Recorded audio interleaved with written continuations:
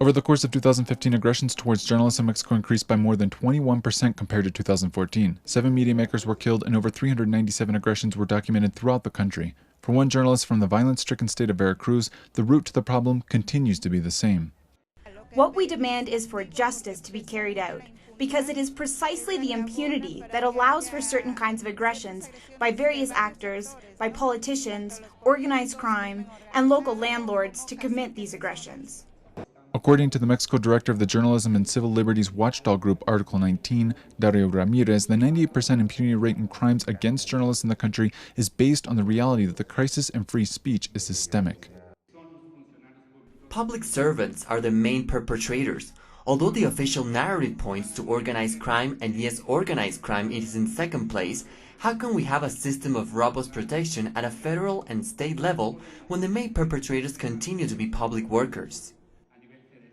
However, the executive director of the organization, Thomas Hughes, underscores the international perspective of how Mexico treats free speech and media makers. He says the country is in a paradox, pointing to the progressive legal measures that on paper protect the rights and safety of journalists. It has all the bits, all the working parts that should exist. We have more than most states. And at the international level, UNESCO and other bodies are copying this. They're replicating this model in numerous countries around the world.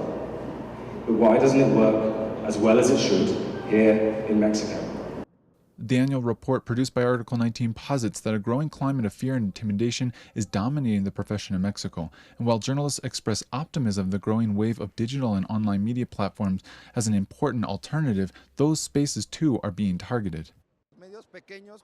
Small media outlets are the ones doing the investigating. This style of investigative journalism that was brought by the big media companies at the beginning is now being done by the small digital outlets. And that's why there's more violations. In the end, the government doesn't want the investigations at depth.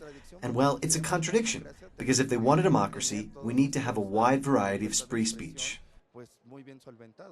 The report found that the growing plurality of these digital media platforms, many of which are independent and critical, are increasingly becoming the target of sanctions, criminalization, or attacks by institutions or individuals of power. Clayton Kahn, Telesur, Mexico City.